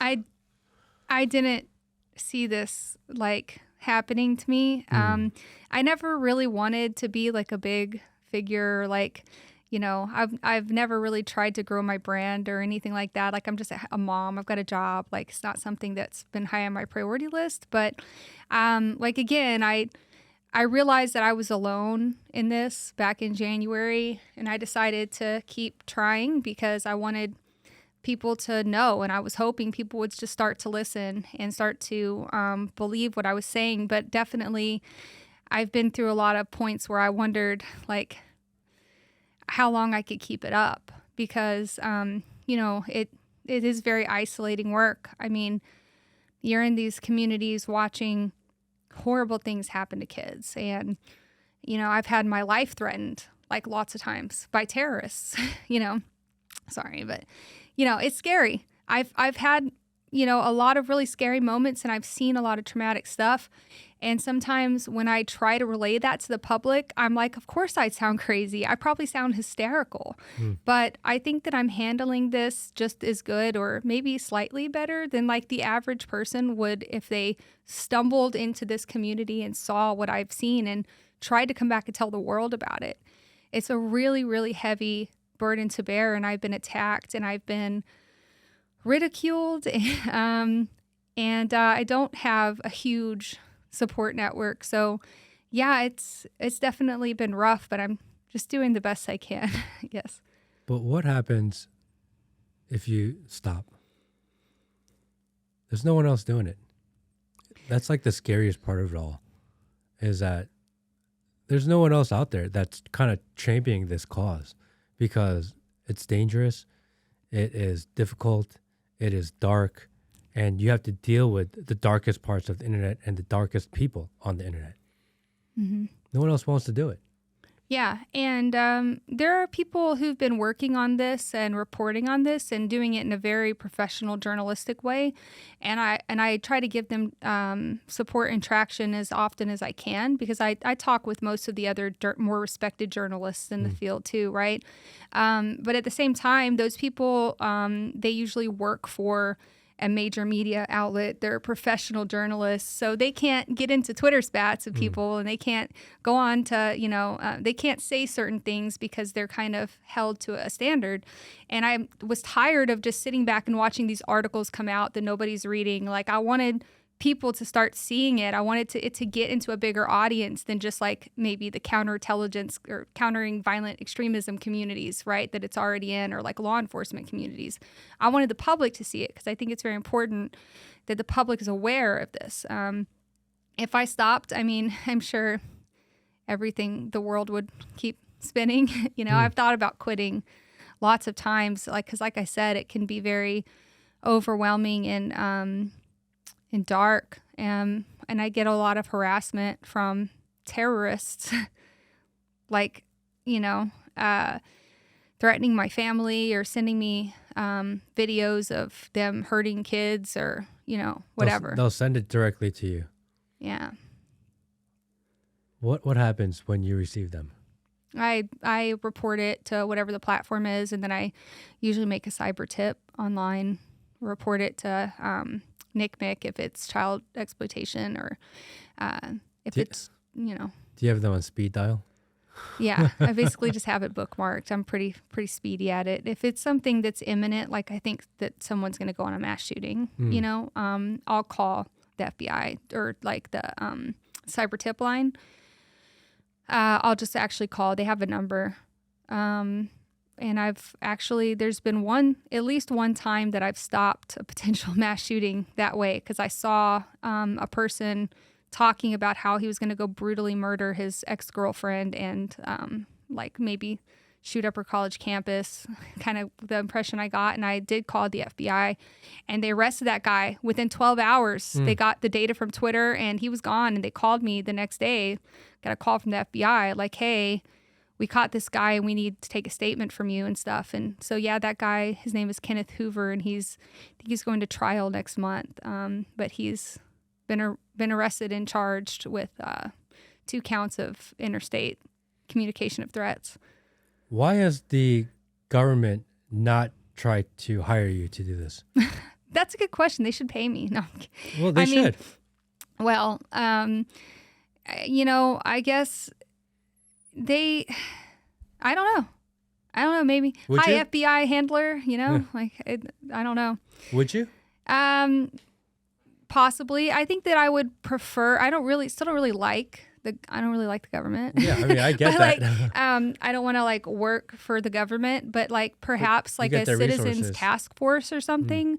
If I could maybe organize a group of researchers and advocates and stuff to kind of tackle this in a more cohesive way rather than me just screaming into the void, I think that would be great. I think that would be a really good use of our government resources to put together some kind of task force that included people like me and other people who investigate and report on this stuff. Yeah. But something like that would require, especially if it becomes more than one person, it becomes an entire task force of researchers and people and agents, and etc. Now you run into a huge security problem, even bigger than it is now. Or do you think it's safer? Because now you're adding a huge target versus, okay, it's like a mom and she's talking shit on the internet. And yes, we don't like it, but it's just a mom. We're going to, whatever, right? We'll just send her a bunch of videos and maybe she'll eventually stop. Versus she's organizing a real group of people that are going to come after us. Yeah. I mean, I think that there are already a lot of people after them. It's just very loosely organized. There's other people like me. I'm definitely not alone. I'm just the only person who had a big enough following already to kind of be seen. And I think that my videos helped a lot. I think that putting all of that stuff into that docuseries really took this a long way because I think that it's much better, the curated video, than just me spurging out, online. But there's a lot of people out there who do the same kind of work. And because of my presence online, what I found was that being the public face of this whole thing made me like an info magnet, right? And so the more I talked about it, the more information people were DMing me, parents were DMing me, victims were DMing me, people were DMing me with tips. And so I became like a magnet for information, right? Which has helped. Yeah, I think that it would be good if there were more resources towards people like watchdog, citizen watchdog groups maybe, who could tackle issues like this for sure. Because I'm just one person, man, and I got a full-time job and a kid, so I can't like. That's crazy. Yeah. And we said that word crazy like a million times today. That's crazy. Yeah. That you are just doing this on your own, self-funding it. There's no one supporting you, or there are people individually supporting, but there's no real support behind you, no institutional support behind you. And for you to go out and do this on your own, it's brave. I don't know. Maybe I am crazy. I feel like at this point, it's like I started it and I'm going to see it through, because it would take zero effort to just quit because it's not like I'm getting paid for it. So like, But a lot of people, I try to share the part 1, part 2, part 3 or 4, and people will comment and they'll say, "This is crazy. I can't believe it's happening. Like, we need to talk about this." Mm-hmm. And then they go to the next like viral political video and nobody cares. Mm-hmm. It's like, okay, I watched it. I gave it my 15 minutes of my thought and that's me doing my part. I'm just going to move on to something else because I don't want to live in this world. Yeah. It's really hard to get people to stay focused on this, which is a very important topic. But at the same time, no one wants to live in this space. Yeah, but it's kind of like if you had, I don't know why I'm envisioning like a big magnet coming down and like a huge thing of balls, right? And it just scooping over and it's picking up people and it's picking up balls like here and there. Some of them, come and go, but we're getting more and more people who were attached to it, and I see all of the people who quote tweet my video constantly. Like there's a few people who constantly quote tweeting my video under everyone's comment section all the time, and like those aren't bots; those are genuine people who just want these videos to get seen, and it's working. It's working. They shout it out in spaces, and they're, and it's just normal people who really feel strongly enough about this. And, I'm very grateful to people like you who risk the suppression. This may be the last video ever. But, people who've taken the risk and had me on and let me talk about it is continuing to grab more of those metal balls. It's getting bigger and bigger and bigger and building up steam. So it's definitely, we're getting the message out to more people. It's working. We said this is a spiritual war, a war of good versus evil. Do you have hope? I do. Yeah. I think we're winning. You think we're winning? Mm-hmm. Why? I don't know. It's just a feeling I have, I guess. Maybe it's a coping mechanism because if you go into this kind of work and then you let it overwhelm you, what do you have? Like depression, nihilism, right? I think we have to keep up hope and we have to keep fighting. And I do strongly believe that good will win if we continue to fight. What does winning even look like? I would say, because the same thing we asked the other side. What does winning for them look like? And they don't know. I guess Do we know? Saving one kid is a win. Saving a single kid is winning. I've had parents come to me personally and tell me that I made a huge difference, or that I had an old friend from high school not too long ago message me and say, I saw your video and I realized that my son was playing Roblox unsupervised and he had messages with weird people, and like, I'm so happy I saw your video. I shared it with all of my friends, and we're a lot more careful now. To me, that's a win. I'm just a normal person. I can't, I'm looking at this from a small scale, but I've gotten pushback before from people who go like, yeah, but there's millions of them. What are you going to do? You saved one kid. Like, that's everything. Saving one kid is everything, So I feel like the weight of the world isn't actually on my shoulders. I'm only just a single person. And to me, it's impactful to be able to just help on a smaller scale. And I think that if we get more people involved and more people just aware of what's going on, those people can help on a smaller scale. And it just becomes kind of a chain of good people, fighting this thing. But also I would say that these guys, these really evil people who are preying on kids, they can only do this in the dark. They can only do it in the shadows. And so we have to keep shining a light on them, and we have to keep bringing them into the light. That's how we win, is by bringing them into the light so they can't hide anymore. But how is that even possible? Because, every content relies on algorithm. Without the algorithm pushing it, your content dies. That's just how technology and media works now. Right. You need the algorithm. This is not algorithmic friendly. So it's not possible that the other side's content somehow ends up being somewhat algorithmic friendly. You can find it if you look for it. This stuff, unless a friend shares it with another friend, the chance of you finding it is like pretty close to zero. How do you win when you have the algorithm fighting for the other side, even if it's not intentional? They are helping the other side and not helping yours. I don't know. But I'm not gonna give up. I'm just gonna keep trying. And that's a really good question. I think I've definitely made a lot of tweets about this specific thing. Like at Elon Musk, as if he's gonna see it. Hey, it's really hard for advocates out here. We can't overcome the suppression algorithm. And I've even been locked out of my account before for getting too rowdy about this stuff.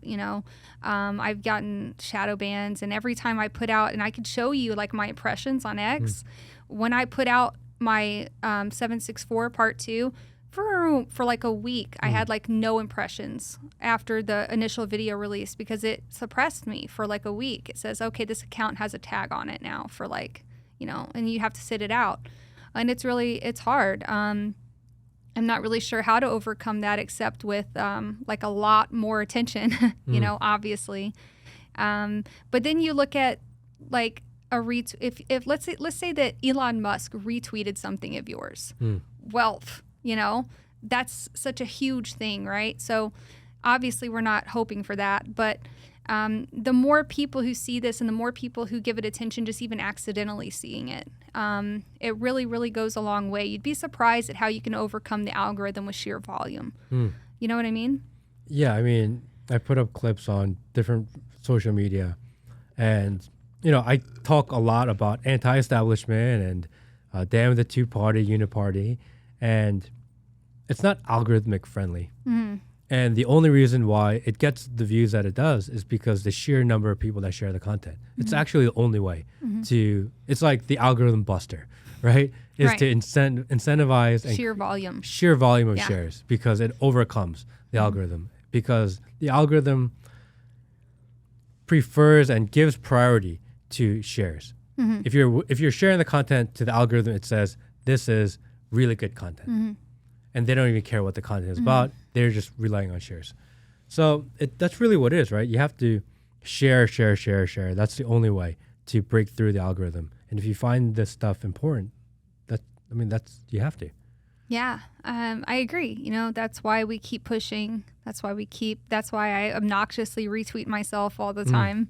And that's why I keep, shouting about it and continuing to keep the pressure on. And again, I'm human, so like I've definitely, there's been some things that maybe I could have handled better or like, done differently, especially with regards to like the algorithm or, whatever, like not maybe remembering that I couldn't post the GoPro footage on YouTube and not getting it banned, but I think the important part is to not give up, because it can really seem hopeless. And I think that these really evil, bad actors who want to corrupt our youth and want to send our society into a tailspin, they rely on hopelessness and nihilism, and they actually groom kids with nihilism and defeatism. And there's, we better just push for the collapse because there's no hope. There's no bringing it back, right?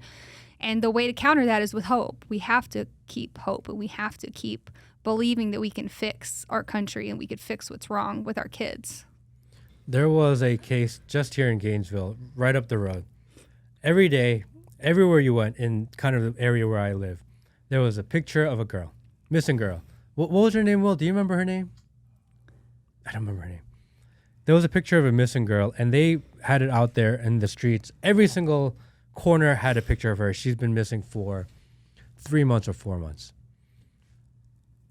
And everyone's like, well, we got to help find her. We got to work with her. It was kind of a big community movement of everyone's freaking out. Where did she go?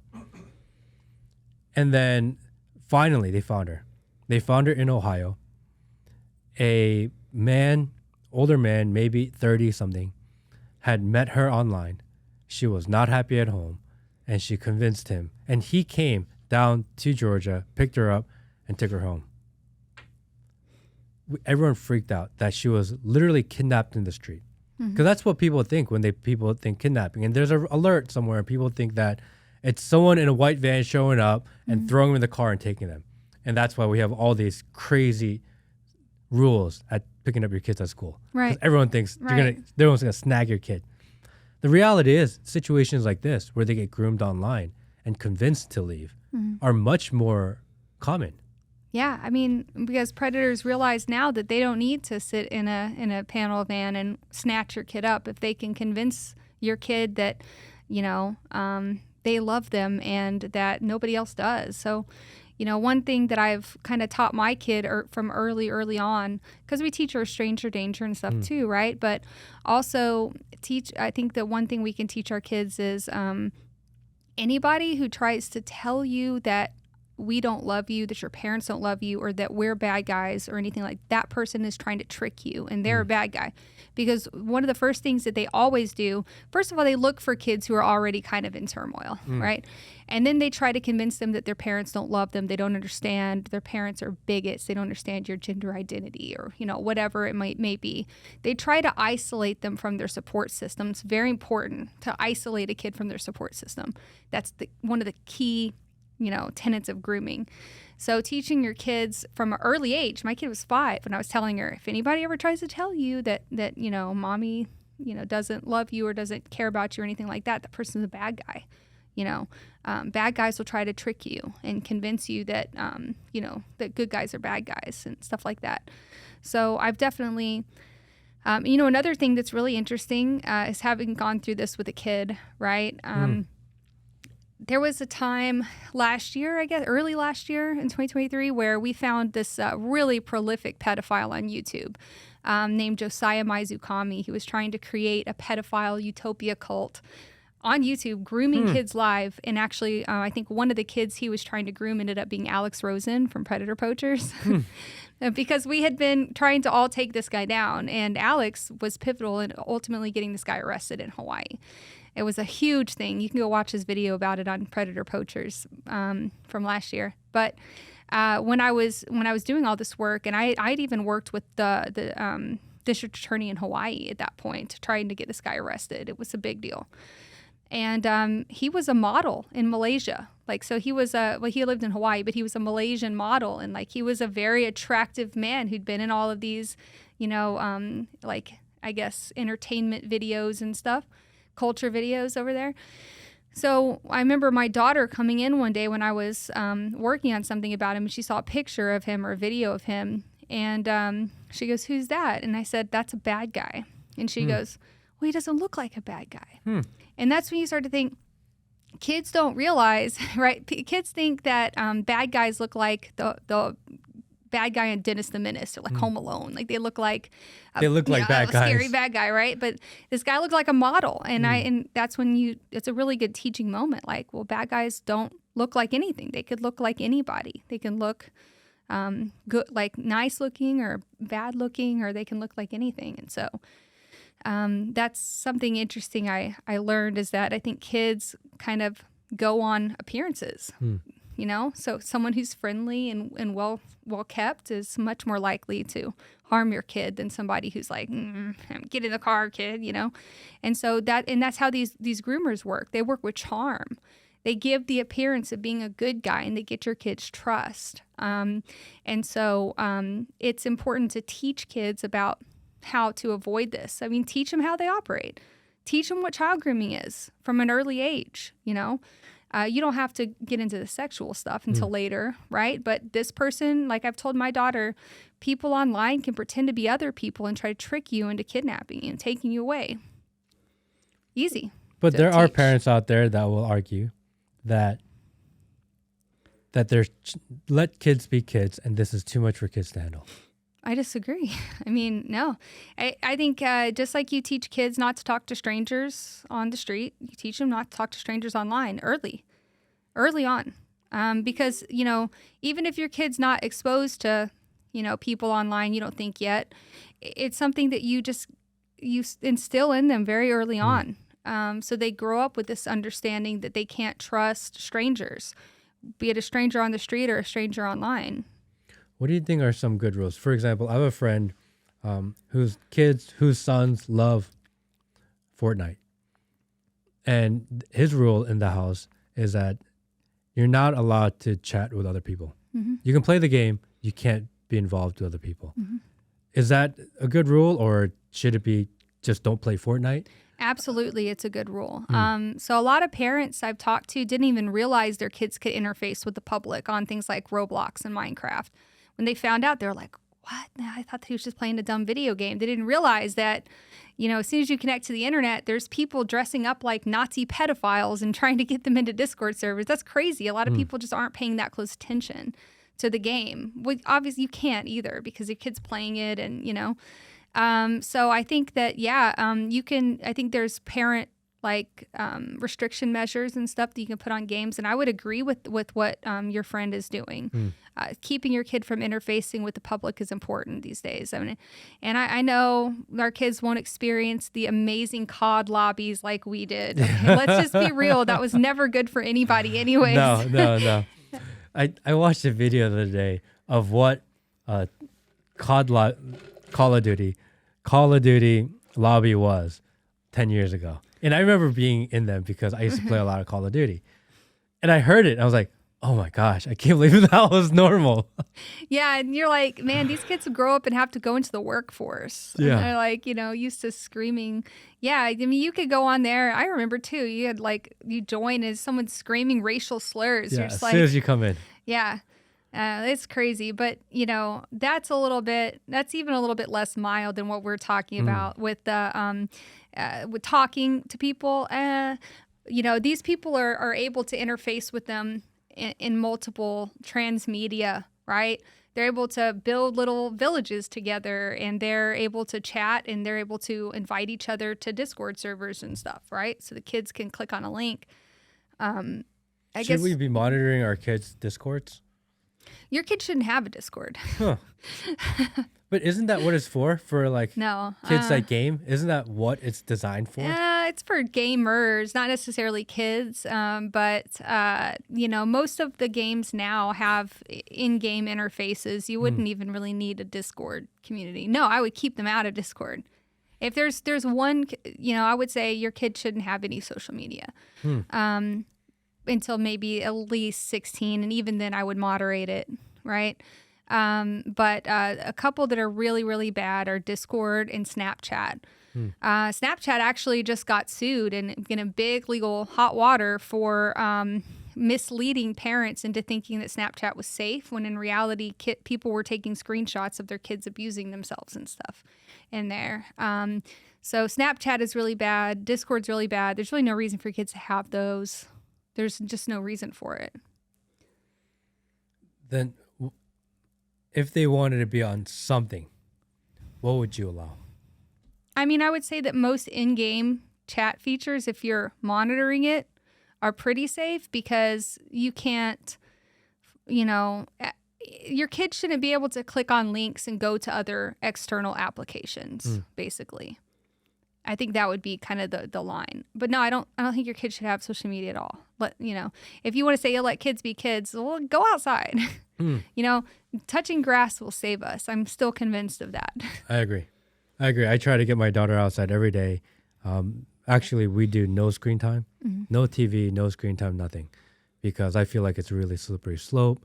And if we just normalize the idea that either be outside or read a book, and if that's just how she is in her entire life, then I don't know, maybe it's not the way. Maybe nature is healing. Maybe she's going to turn 18 and be like, wow, this is amazing. And that's all, right? That's the risk reward there. Yeah. But they're too young. They started them way too young. Yeah. And kids are so addicted to devices. And you can even see it. All you need to do is give a device to a kid for a month and they are competent at it. They can know nothing because technology is that intuitive. Yeah. You know, they figure it out so fast. My kids, he's only 7, and I think the other day my dad's like kind of new to his iPhone, and my daughter comes in to help him with something, and I was like, how did you even do that? Well, the other day she did something on my phone. Oh, she saw the Ring camera go ding, like there was someone at the door, and she just grabs my phone, opens it, and navigates to the Ring camera and goes to the live view and goes, hey, the Amazon driver is here. And I was like, that's crazy that she just intuitively knew how to do that. And like, you never taught that. No, they're just really good. They pick it up so fast. And technology is that good, where they make it that intuitive that a 7-year-old can figure it out with zero instruction. Yeah. Once they can read prompts, that's all it really takes. If people want to find you and support you, what's the best way for people to find you and support you? So right now I'm on, I think X is my biggest platform. It's BX_on_X. And I'm trying to get my YouTube going. BX Investigates. It's got 3 parts up already, and like I said, I'll fix part 4 and try to get it re-uploaded, and maybe they'll allow it. I also have a Rumble, BX on Rumble, which they're very good there. I think I have most of my content on Rumble. If you want other ways to support me, I make art.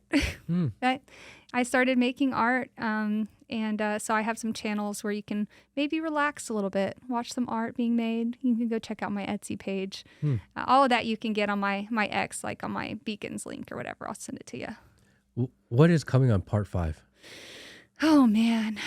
And definitely go watch part 1. I didn't talk too much about part 1, 2, 3, 4 because I think people should watch it.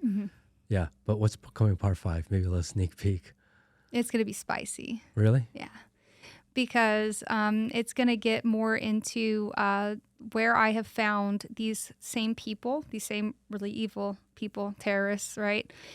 Infiltrating communities online that you may be closer to than you think. And I'm going to talk a little bit about the struggle I've faced trying to bring awareness to certain people online, and even some backlash I've gotten from people who don't believe me and stuff.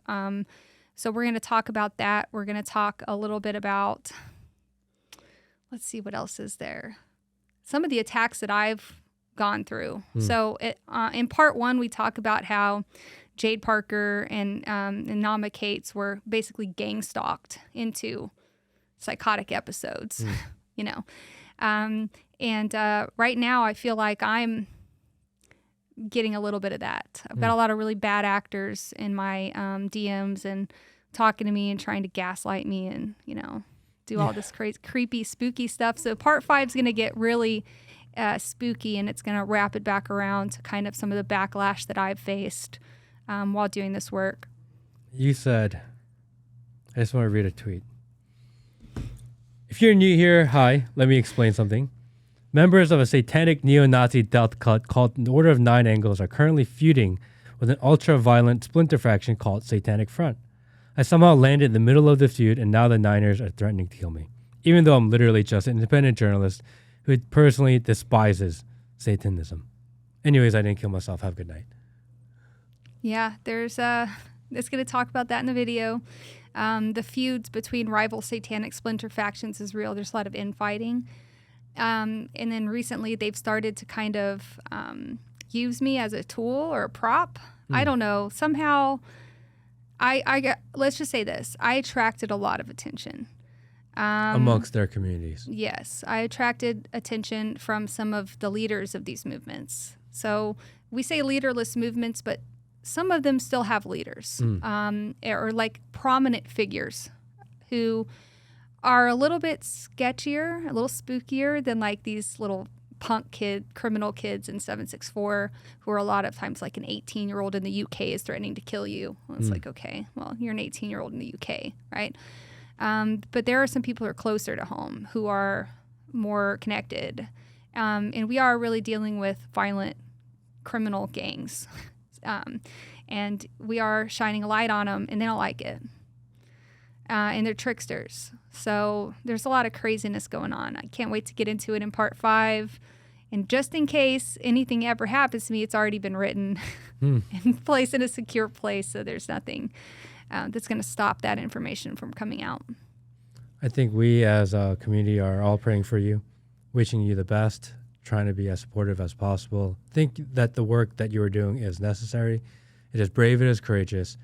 And I think God chooses the most unlikely people to fulfill certain missions. And it's not a decision of whether we choose to do it, it's whether we are chosen to do it. And whether we answer that calling, I guess. Thank you, everybody, and we will see you next time.